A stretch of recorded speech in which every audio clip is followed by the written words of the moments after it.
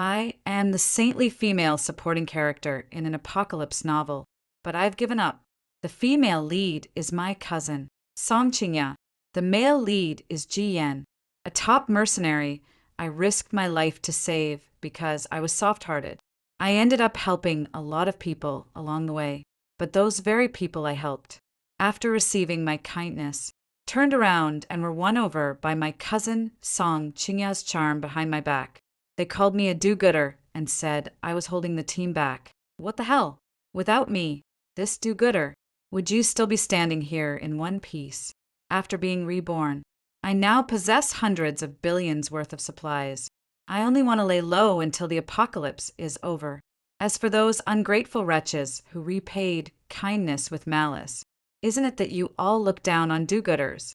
Let's see, without the do-gooders' help, how will you get yourselves out of trouble? Here, eat this, for old time's sake. Since we're relatives, I'll give you one last pack of instant noodles. Don't come bothering us again after this. The pack of instant noodles hit the ground, kicking up a small cloud of dust. Through my blurry vision, I watched a slender figure walk farther and farther away, thinking of my family, who had already fainted from hunger. I fought through my dizziness and reached my hand toward the noodles, but just as I was about to touch them, a foot came down mercilessly on the back of my hand. What was my warning to you last time? You still dare to show your face in front of us? The man's voice was mocking, and he pressed down harder with his foot. I looked up and saw his face, clearly. A somewhat handsome face came into view, but the cold malice in his expression ruined any beauty it might have had. I was already so dizzy from hunger that I could barely think. With the last shred of my consciousness, I pleaded for mercy. Back then, I saved you. Between the haze of my fading senses, I heard the man's demonic laughter. Save me. Did I ask you to save me? Comma. Huff, huff. I sat up abruptly in bed, gasping for air. The bright light slowly drove away the fear in my heart. I looked around at the familiar surroundings. An unbelievable guess rose from the depths of my mind. Rebirth. I had been reborn. Immediately after, a flood of unfamiliar memories rushed into my mind. It was half an hour later before I finished sorting through them. The world I live in is a doomsday novel. The female lead is my cousin, Song Qingya. The male lead is Ji Yan, a top mercenary I risked my life to save. As the saintly female supporting character in this apocalypse novel, I would help many survivors because of my soft heart. But the central theme of this novel is, in the apocalypse, kill the do-gooder first. The readers love a cold, heartless female lead and worship a ruthless, merciless male lead. And I, as the saintly supporting character in this book, was written off the stage amid readers' relentless curses. Thinking of this, I covered my face and let out a bitter laugh, tears flowing uncontrollably.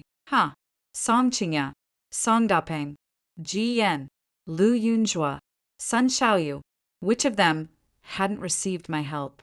But they forced my family out of the group, leaving us to freeze and starve to death in the icy wilderness. But clearly, the jade pendant space was mine. Even the supplies that the entire group consumed at the beginning were provided by my family. I roughly wiped the tears from my face. In my past life, I was also confused. Why did Song Qingya receive everyone's love and adoration? Why did those people, after receiving my kindness, turn around and repay it with malice, trying to destroy me? Now I realize it was all just the effect of plot armor, because they are the main characters. Even if they are bloodthirsty, selfish, and inhuman, there are still plenty of people willing to worship them, and anyone with a shred of conscience gets pushed out. I took a deep breath and suppressed the resentment in my heart. Since this world doesn't need a saint, I won't be one anymore.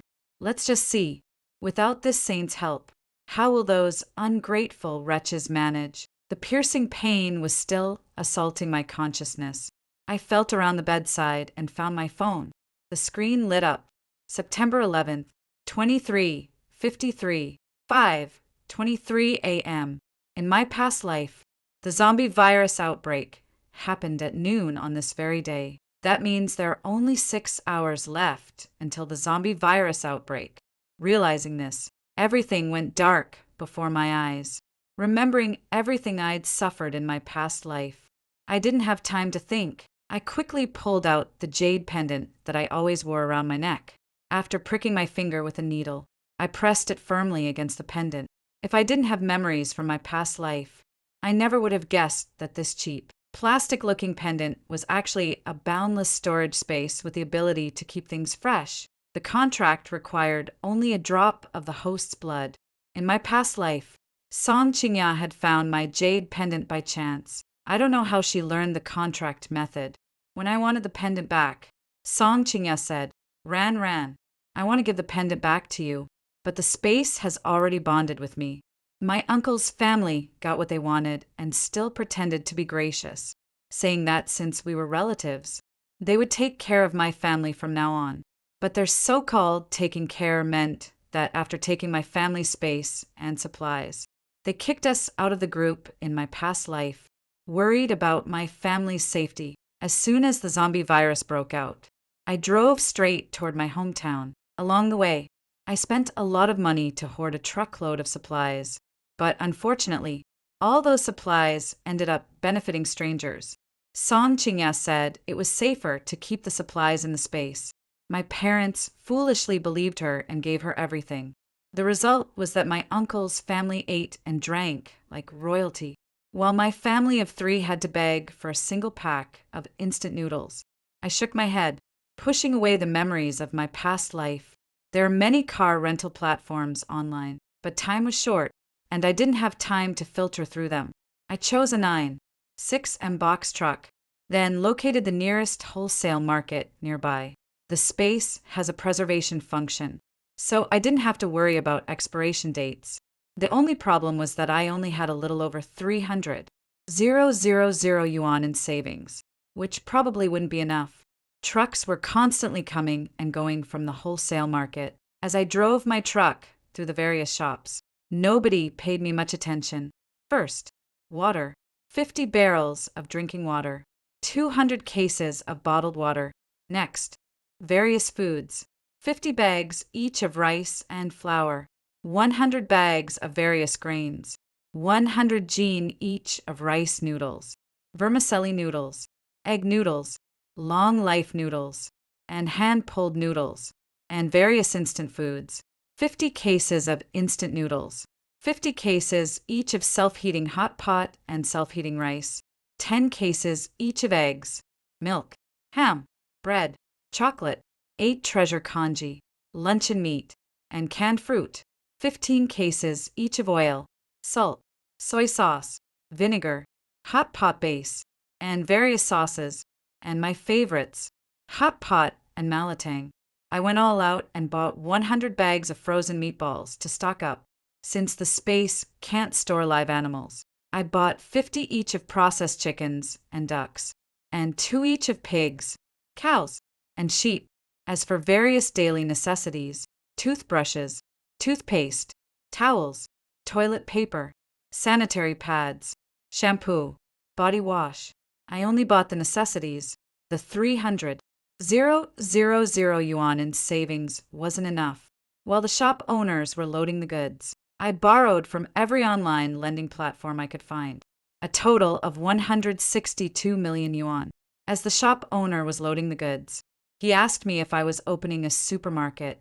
I smiled and didn't reveal anything about the apocalypse. In my past life, I'd already done enough of the saintly act. In this life, I just want to protect my parents and help them survive this apocalypse soon. The water and electricity would be cut off. Cooking required fuel, so I bought 50 bags of smokeless coal, many cases of portable butane stoves and matching canisters, 10 cases of solid alcohol blocks. After storing them in my space, I bought heating and cooling equipment, solar panels, a generator, diesel, candles, a drone, and high-powered flashlights. After buying all these things, I checked my phone. 5 hours and 50 minutes had passed. Just then, my phone rang. Hey, Ran. When are you coming home? It was my mother. I told her I'd be home in just over 3 hours, then hung up. After storing the goods from the truck back into my space, I looked back at the wholesale market, which was now only a few kilometers behind me. If the apocalypse truly arrived, the supplies in the wholesale market would undoubtedly be like a treasure trove. Having experienced the cruelty of struggling to survive on the edge of starvation in my past life, it was hard not to be tempted by these supplies. I parked the truck near the wholesale market and started scrolling through my phone. Within minutes, my phone exploded. More accurately, the trending topics on my phone exploded. No matter which video I opened, I saw scenes of zombies eating people. Relevant authorities issued emergency instructions, telling residents to seek shelter nearby and stock up on supplies appropriately. Afraid that my phone's ringtone would attract zombies, I sent a message to my parents telling them not to worry, then turned off my phone. The roar of zombies went on for a long time, only gradually subsiding after nightfall. The night was thick, and occasionally a few zombie figures could be seen, but most of the zombies had already chased after survivors and left the area. I'd already been here once during the day, and I remembered the layout of each shop storeroom clearly. After the zombie virus outbreak, most shop owners fled in a hurry, not even having time to close their doors. That made it convenient for me to collect supplies. I started from the easternmost end of the wholesale market and looted supplies shop by shop. First, I disabled the surveillance cameras to avoid leaving any evidence behind, from rice, flour, oil, and grain to various daily necessities, and crop seeds and fertilizer. All of them went into my space. My only regret was that there were no suitable weapons. Thinking back to the thugs who blocked my way on the road home in my past life, I pressed my lips together and took dozens of bags of smokeless coal out of my space and lit them. After the coal burned red hot, I stored it back into my space. The sky was starting to get light. I was still over 10 li away from Fong City. Along the way, everywhere I looked, people were looting supplies, supermarkets, convenience stores, farmers' markets. All the shelves had been cleared out, although the zombie virus hadn't spread here yet. Panic had already descended.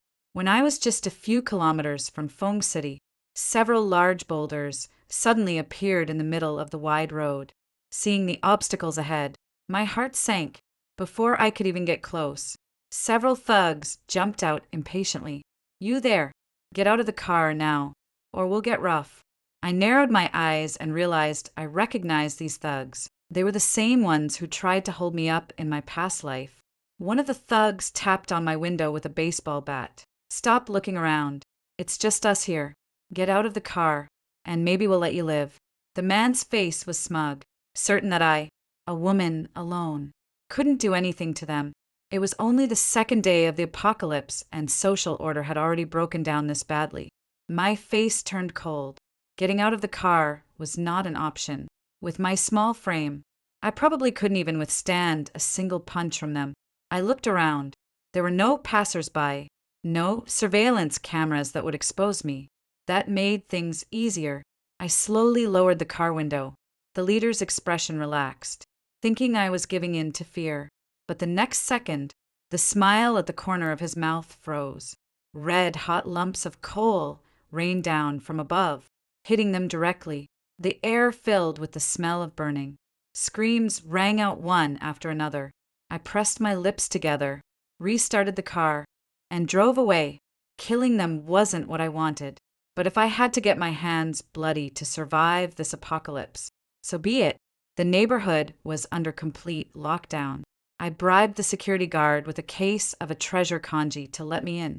Seeing that I'd returned safely, my mother's eyes reddened and she held me tightly. My father patted me on the shoulder. Seeing my parents, the emotions I'd been holding in throughout the journey could no longer be contained. When my parents saw me crying, they panicked. Ran. "What's wrong? Were you scared by those monsters outside?" I wiped my eyes and told them about my past life in the form of a dream. I'd only gotten as far as the part where our family was thrown out of the group when my mother's temper flared. What? They ate our food, drank our drinks, and then had the nerve to call us a burden. She pointed at my father and scolded. I've always said your big brother is no good, but you never believed me. My father hemmed and hawed. Ran, said it was just a dream. How can you take things that happen in a dream seriously? Hearing that, my mother calmed down a little. Ran. What else happened in the dream? Tell us in detail. To make the dream more convincing, I recounted what was about to happen in the dream. On the evening of the second day of the apocalypse, a resident in the building across the way turned into a zombie and infected over a dozen other residents. On the third day of the apocalypse, the zombie virus spreads through Fong City, and our neighborhood loses water and electricity. A month after the apocalypse begins, the entire world falls. The number of surviving humans is less than 1% of what it was before the apocalypse. By the end of it, my parents' expressions were beyond shock. Outside, the sky was growing dark. After a simple meal, none of us went to the bedroom. We sat with our ears straining for any sound outside. Today was the second day of the zombie virus outbreak.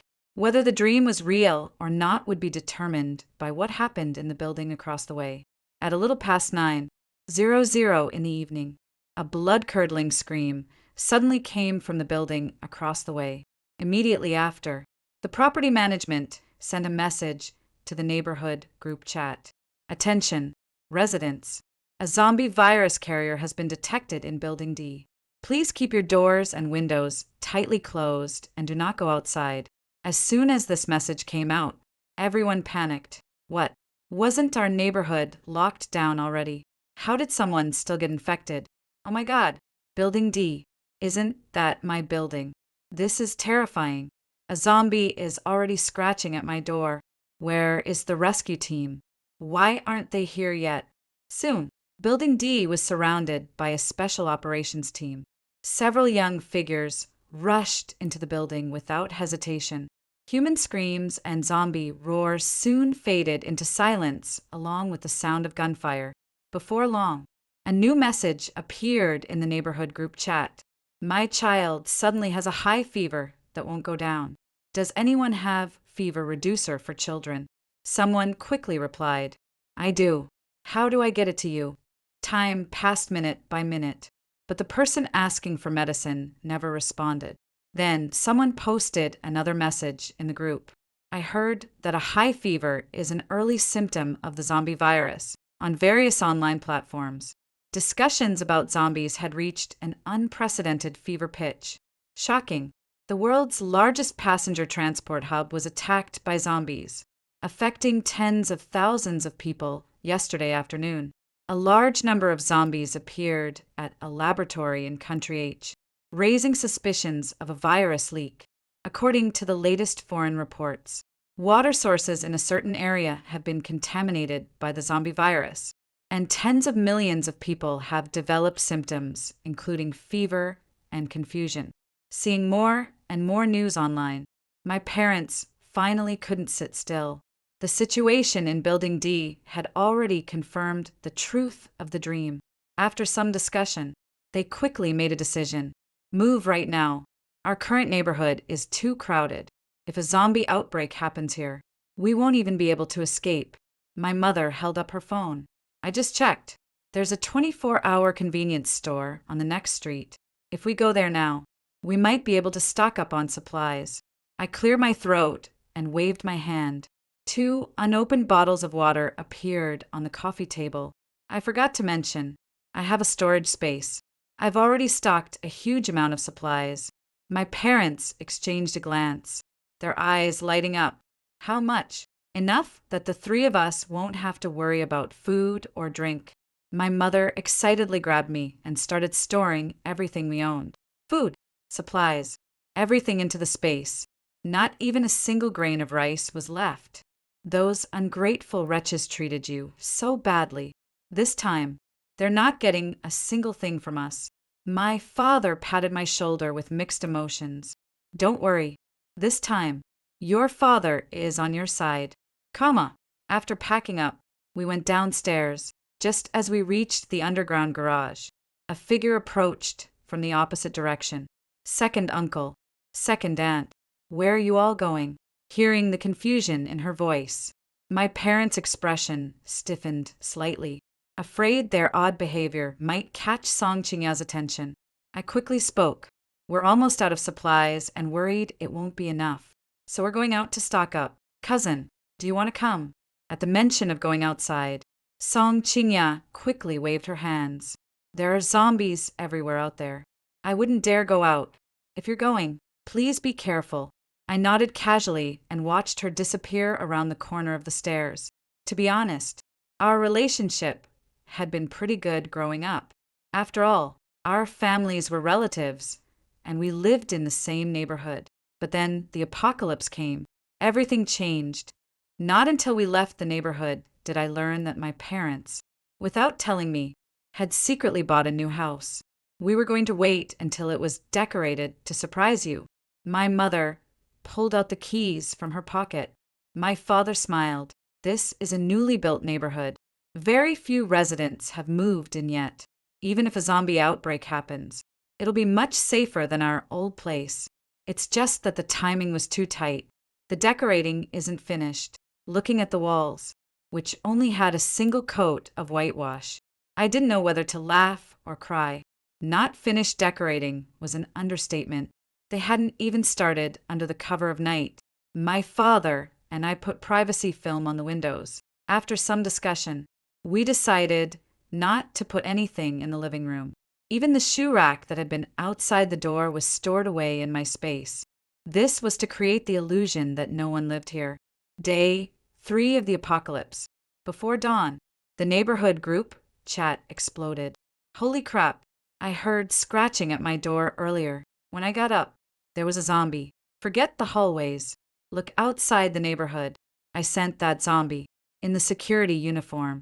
Our neighborhood's Uncle Zhang. How did he get infected? 2. Message after message flooded the group chat.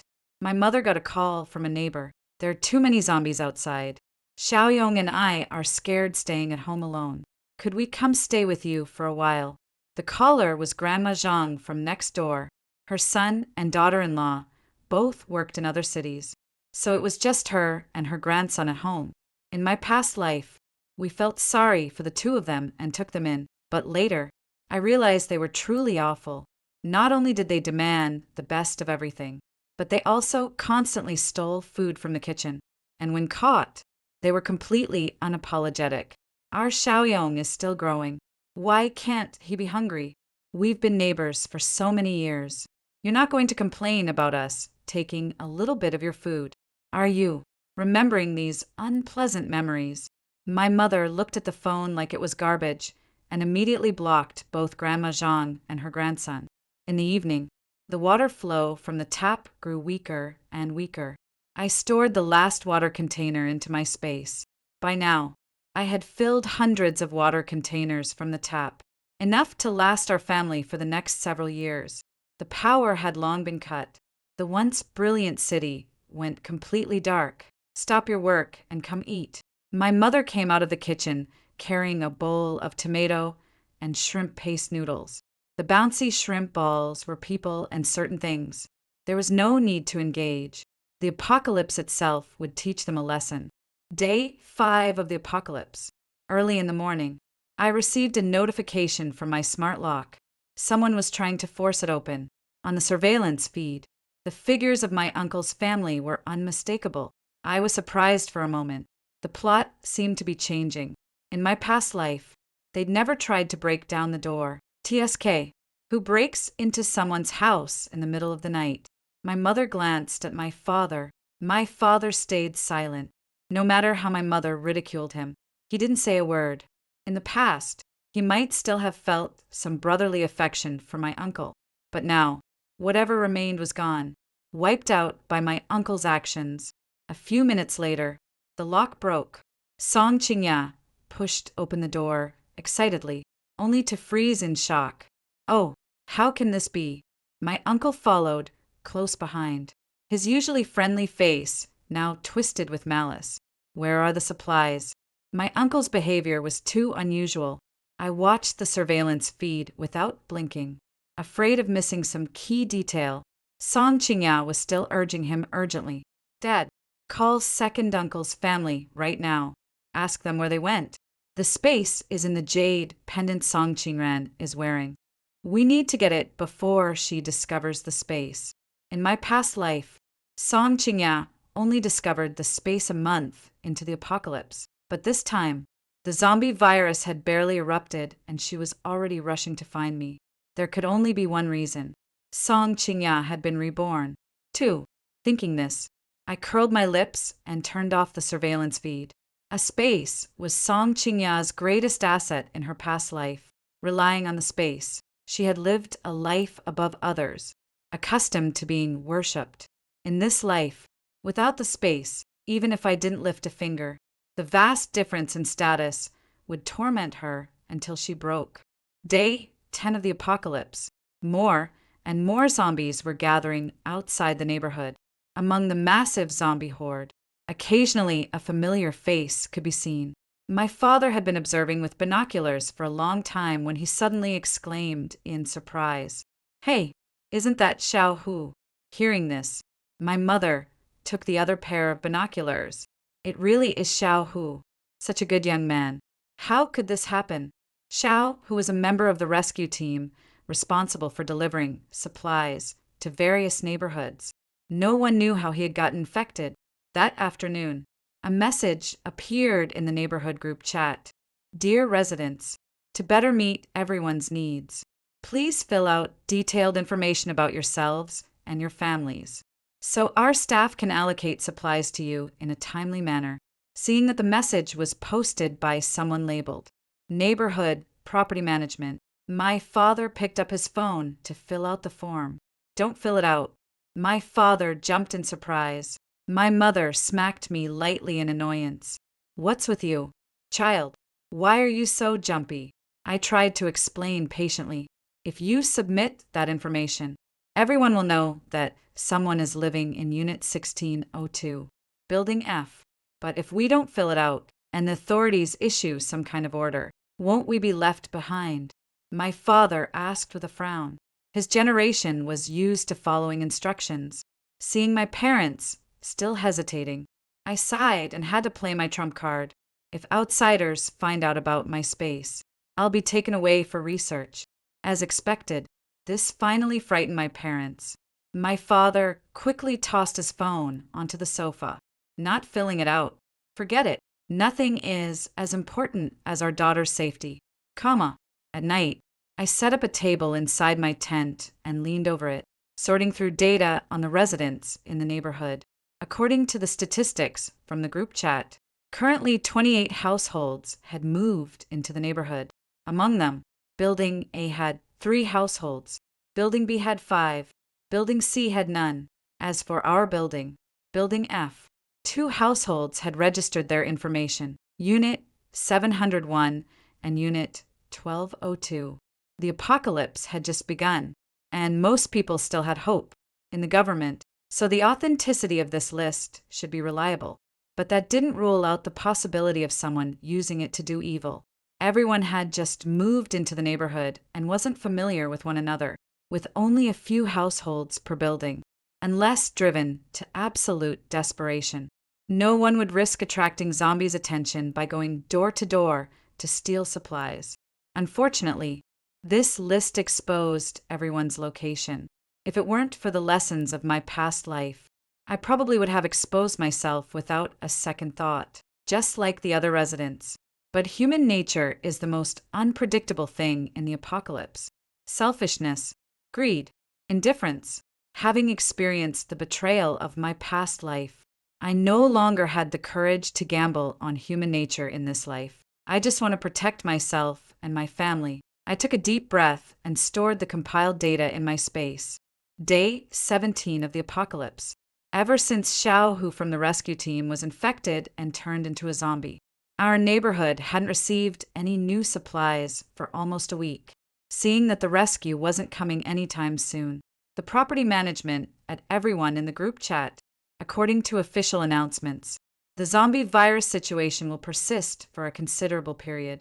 To help everyone get through this difficult time together, The property management will collect supplies from each household and then redistribute them. Households that do not comply will face mandatory measures. Please support the property management's efforts. As soon as these messages were posted, several residents raised objections. What? We don't even have enough food for ourselves. And now we have to donate it. Exactly.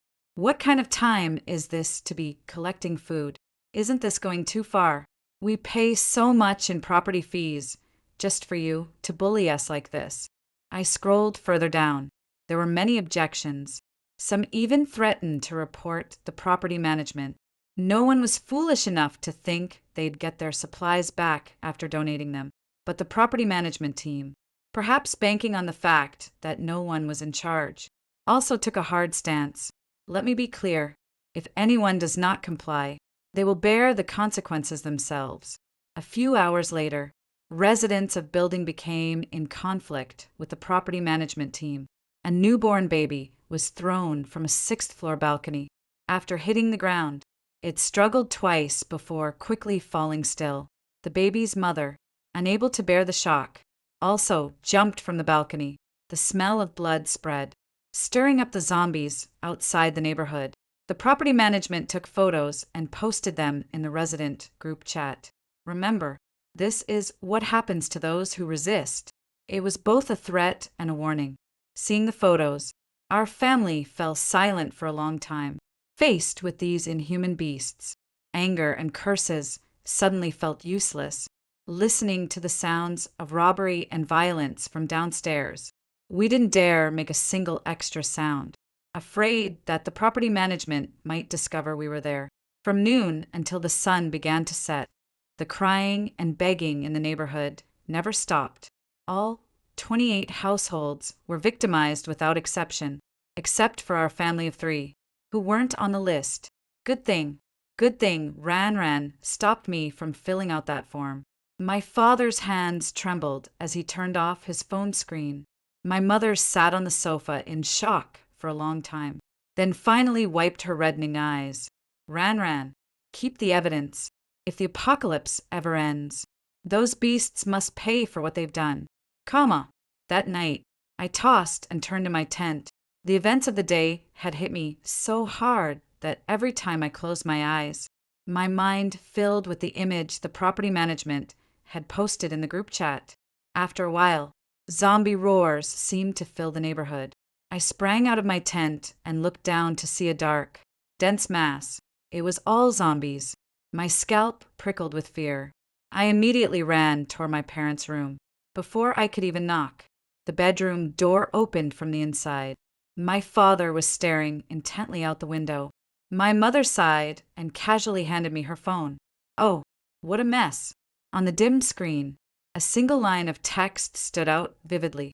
You beasts, not a single one of you will escape. My father beckoned me over, gesturing for me to watch the scene downstairs. In the darkness, the dense zombie hordes, as if summoned, surged toward the property management building. I was confused for a moment, then quickly understood. Someone used themselves as bait to lure the zombies to the property management building. My father nodded, his expression complicated. That person had used their own life to avenge their wife and child. But at the same time, they had also left a much bigger problem for the other residents. A large number of zombies had entered the neighborhood. From this moment on, everyone had to be even more careful to avoid attracting their attention. Day 21 of the apocalypse. A young couple from the building across the way jumped from their 16th floor balcony. All the zombies surged toward the sound as if injected with adrenaline. It happened too fast. By the time we noticed, one of the residents had already gotten up, staggering, and was crawling on the ground alongside the zombies, devouring the flesh of their loved one. This wasn't supposed to happen so quickly. The violent acts of the property management team had accelerated everything. I watched for a moment, then looked away.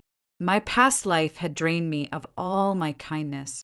The first rule to surviving safely until the end of the apocalypse is, don't mind other people's business, because you can never be sure whether the person you risk your life to help is actually human or a wolf in sheep's clothing. Day 30 of the apocalypse. Overnight, the temperature suddenly dropped below freezing. I lazed in bed for a while, then yawned and walked out of the bedroom to find a steaming bowl of meatball soup already on the table. The fragrant meatball soup paired with crispy, golden brown beef patties. One bite and my mouth was full of flavor. After breakfast, my father started fiddling with the radio. The internet had long been cut off. The radio was our only connection to the outside world. A few minutes later, static crackled from the radio. Due to the effects of the zombie virus, the government has established doomsday safe zones in several cities, including Jianghai City, Sioux City, and Bayou City. The first doomsday safe zone is expected to be completed in half a month. Citizens who have survived, please protect yourselves and await rescue. A doomsday safe zone. My father paused for a moment, then asked, Ran, what were the safe zones like in your past life? I took a bite of an apple and shook my head. I don't know. In my past life, we never even made it to a safe zone. Our family was thrown out of the group and starved to death. Do you think we should move to a safe zone or stay here? Stay here. Of course. I'd already considered this for a long time. Safe zones could provide supplies for survivors, but wherever there are people, there are conflicts. Our family didn't lack supplies, so there was no need to risk having the space discovered by moving into a safe zone. It's not that the government would definitely covet my space, but there are too many unknown forces in this world. In the apocalypse, those forces would only become bolder and more reckless, and I had no power to fight against them. I might even drag my parents into danger. That was something I absolutely didn't want to see. Day 55 of the apocalypse. A drone flew into the neighborhood. Dear citizens, we are members of the T601 National Rescue Team. We will now lure the zombies out of the neighborhood. Please gather your belongings and come downstairs as soon as possible to meet us. The same message repeated several times. Then blaring music filled the air. The zombies, attracted by the music, scrambled to get out of the neighborhood. More and more survivors gathered downstairs with their luggage. My parents watched them with envy, but then they remembered that we had everything we needed here. We were actually living better than the survivors in the safe zones and quickly made peace with it. I held my binoculars, hoping the people downstairs would leave quickly. The rescue team members all had shaved heads. Maybe they did it for convenience. But looking down from our window, they looked like bouncing meatballs. Their leader had a scarred face and bulging muscles. Clearly someone with explosive strength. I moved the binoculars carefully, a little confused. The closest safe zone to Feng City was Tianqi Base in the neighboring province. According to the government's latest announcements, the construction of Tianqi Base wasn't finished. Why were rescue team members here already? Where would they take the survivors before I could figure it out? The rescue team members suddenly raised their weapons and started hacking at the survivors beside them. How can this be happening? My mother covered her mouth, stumbling backward in shock. My father took a pair of binoculars, too, his brow furrowed tightly, but they were too far away and the windows were soundproof. We couldn't hear what the people downstairs were saying. We could only guess from their actions. 1, 2, 3 of the men in the neighborhood had their throats slit. The women were dragged like livestock into the building across the way. A few minutes passed. Someone stopped his knife, still hungry for more. Boss, there are too few people here. It's not enough fun. The scar-faced man toyed with a phone he'd picked up, a cruel smile curling his lips. Isn't that a dozen or so fish still left to catch? Bring them all. You'll have your fun today. Watching the thugs walk toward Building F. My mother's voice trembled. What do we do? They're not coming for us, are they? My father stayed relatively calm. Probably not. We never filled out that property management form. They shouldn't be coming for us. Over the next few hours, I experienced firsthand what it felt like for time to crawl, using the list from the resident group chat. The men went door to door and dragged another dozen residents downstairs. Vast pools of blood spread across the ground. The smell of blood made the zombies outside the neighborhood restless. But the men paid no attention. They cheerfully lit a fire, expertly set up tents, cooked instant noodles, and opened tins of meat, even though they clearly didn't lack food. Driven by greed, they still killed and plundered. As for human lives, in their eyes, they were worthless, just tools for their amusement. That night, our family of 3 didn't dare close our eyes. My father and I took turns sitting by the window, watching the activities downstairs. Thankfully, the men left the next day. The neighborhood felt quiet again. Day 86 of the apocalypse. Snowflakes swirled outside the window, quickly forming a thin layer on the ground. 2 pieces of news came over the radio. One good, one bad. The good news: after 2 months, Tianchi base was finally completed. The bad news: the zombies had evolved. Not only were they more agile, but their hearing and vision had also been greatly enhanced. Our family of 3 became even more cautious, but the degree of the zombies' evolution still exceeded my imagination. Day 72 of the apocalypse. Before dawn, I was woken by my parents. They covered my mouth, gesturing for me to stay quiet, then showed me a video they'd recorded on their phone. In the pitch-black night, a long ladder appeared on the outside of Building E. Looking closer, it was actually formed by hundreds of zombies piled on top of each other. The video continued. After reaching the 6th floor, the zombies didn't continue climbing. Instead, they furiously rammed against the security bars on the balcony. The only things that could attract zombies were blood and flesh. My heart tightened. I whispered, "Is there a survivor on the 6th floor?" My father shook his head, also keeping his voice low. The residents on the 6th floor were killed by those thugs. The only thing alive there is a pet dog. The zombies had started coordinating just to hunt a pet dog. Had they already evolved their own consciousness? I was startled by the thought. Day 93 of the apocalypse. Several military armored vehicles entered the neighborhood with heavy firepower. The zombies wandering the neighborhood were quickly eliminated. Then, the doors opened, and several special operations team members stepped out. They held firearms, wore camouflage uniforms and helmets, and were tall and imposing. As soon as they got out, one of them pulled out a loudspeaker clipped to his belt. "Attention, citizens. We are members of the T-17 Special Operations Team from Tianchi Base, here to escort you to the base. Survivors, please pack your belongings. Everyone departs in 30 minutes." Hearing that the rescue team would leave in half an hour, my father grew anxious. Ran. Maybe we should go to the base. Under military protection, we'll definitely be safer than we are on our own. My mother also looked at me nervously, waiting for me to decide. And honestly, they weren't wrong. The evolved zombies weren't something ordinary people could handle anymore. Who knew how much further the zombies would evolve? Maybe one day, they'd be able to detect our presence just from the flow of air in the neighborhood. If that happened, they'd be unstoppable.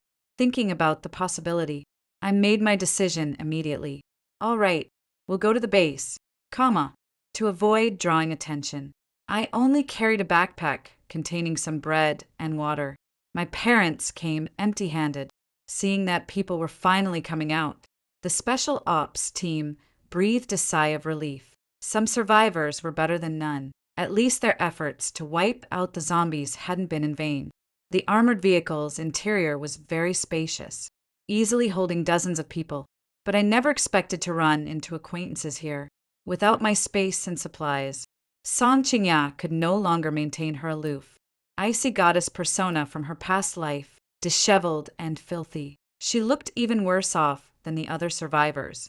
Ji Yan had still been saved, but this time, the person who saved him was Song Qingya. Without my meticulous care, his injuries hadn't healed. In fact, they seemed to be getting worse. Old Madame Zhang still took her grandson to steal from others, but this time, no one indulged them. In the chaos, Someone broke their hands. I felt secretly satisfied, but didn't show it on my face. Lu Yunjiao was still missing. Then I'd have the whole set of ungrateful wretches from my past life. Ever since I'd gotten on the vehicle, Song Qingya's gaze hadn't left me. My mother pulled me into her arms. My father sat up straighter, blocking Song Qingya's line of sight. The journey from our neighborhood to Tianqi Base was about 10 hours. Late at night, I was dozing with my eyes closed when I felt a shadow fall over me. Then, a cold hand touched my neck, just as I expected. Song Qingya was going after my jade pendant. I pretended to be woken up by accident. Looking surprised, "Cousin, why are you trying to take my pendant?" Hearing the commotion, my mother instinctively pushed Song Qingya away. Song Qingya didn't say anything, just muttered something under her breath. I smelled blood and suddenly understood. Song Qingya was afraid she wouldn't be able to get the pendant, so she was trying to forcibly contract the space. She'd even already cut her hand in advance. "TSK, it's covered in blood. Disgusting." With a look of distaste, I simply tossed the pendant on the ground and stomped on it. Crack! The pendant split apart. Song Qingya was stunned. You destroyed the space." I pretended to be confused, pressing harder with my foot. This was a cheap trinket I'd found at a wholesale market jewelry stall. It was made of glass, so naturally it wasn't very sturdy. But in Song Qingya's eyes, this was the precious space she so desperately wanted. Nearly hysterical, she crouched down to pick up the pieces. But fake was fake. No matter how well she pieced it together, it couldn't magically create a real space for her. According to Tianqi Base's policies, survivors who entered the base were assigned rotating jobs. Those who performed well had the chance to become formal employees. My mother, skilled at cooking, was assigned to the cafeteria. My father and I, lacking any impressive skills, were sent to sweep the streets. We had to be out before dawn every day, but our family was already very satisfied with this life. At least we no longer had to live in constant fear of sudden zombie attacks. Day 113 of the apocalypse. After another snowfall, the zombies mutated again. According to the latest research, the zombies had not only developed consciousness, but could also obtain the energy they needed by devouring their own kind. That meant that humans were no longer the zombies' only food source. At the same time, this news was reported all over the world. Around this time, a new theory emerged internationally. It claimed that the zombie virus wasn't a disease, but a way for humans to evolve. The argument was that after being infected with the zombie virus, a person could gain physical strength and agility, and as long as they had enough flesh and blood, a person who turned into a zombie could live forever. Eternal life was a tempting idea regardless of the era. In pursuit of immortality, people in other countries had even voluntarily injected themselves with the zombie virus. As an internationally top-tier mercenary, Ji Yan's physical condition was beyond compare. After he recovered, he was quickly selected for the base's defense team. Unable to obtain the space, Song Qingya clung to Ji Yan like a lifeline. But Ji Yan had no use for this dead weight. The disgust in Ji Yan's eyes was unmistakable. I knew then Song Qingya was finished.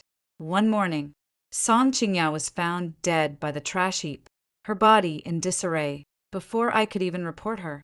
Ji Yan was arrested and sent to mine coal in the western mountains.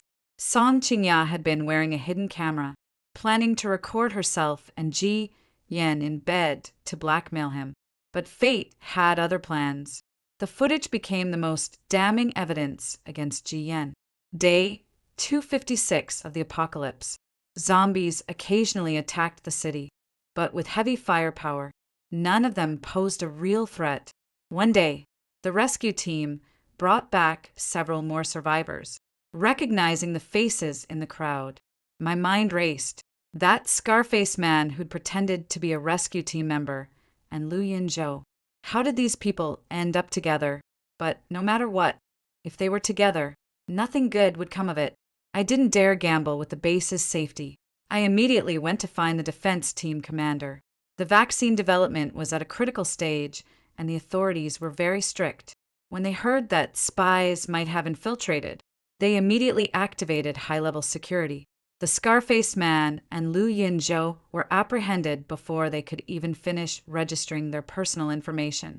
Not taking any chances, the defense team thoroughly interrogated the entire group of survivors. And sure enough, they found something.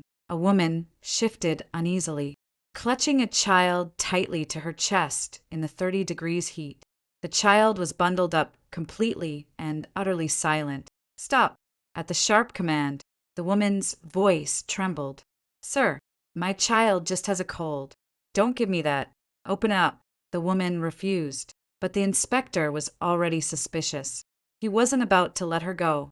In the struggle, the blanket came open, revealing the child's face, gray-white pupils. A zombie.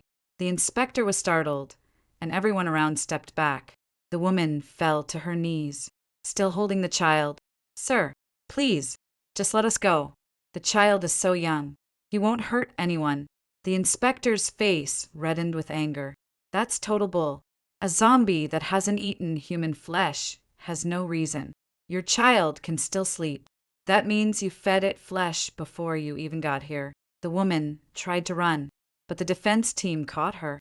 Some people looked sympathetic, but no one spoke up for the mother and daughter. The peace at Tianqi base had not come easily. Anyone who tried to destroy it didn't deserve sympathy. Day 301 of the apocalypse. The zombie vaccine was successfully developed. After vaccination, the zombie virus could no longer infect humans. On the day of the commendation ceremony, my name appeared on the award list. Song Qingran ran. My mother grabbed my hand, her face full of disbelief. "Am I seeing that right?" "Right. They should be giving the award to me," my father said, scratching his head. Over the past several months, my father had been promoted from a temporary street sweeper to a full-time employee, one rank higher than me. Tianqi base used a point system.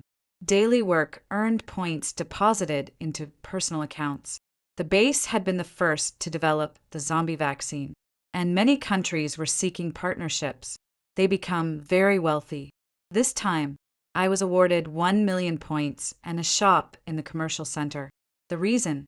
Reporting 2 spies who had infiltrated the base, the Scarface Man and Lu Yunjiao at the time. The vaccine development was at a critical stage. These 2 had been sent by an opposing faction to sabotage the research. They were carrying concentrated zombie virus, intending to poison the base's water supply if they couldn't destroy the research. Fortunately, they'd never had the chance. Day 350 of the apocalypse. Tianqi base released the second version of the zombie vaccine. Version 2.0 After vaccination, zombies could regain their reason and have their hunger suppressed.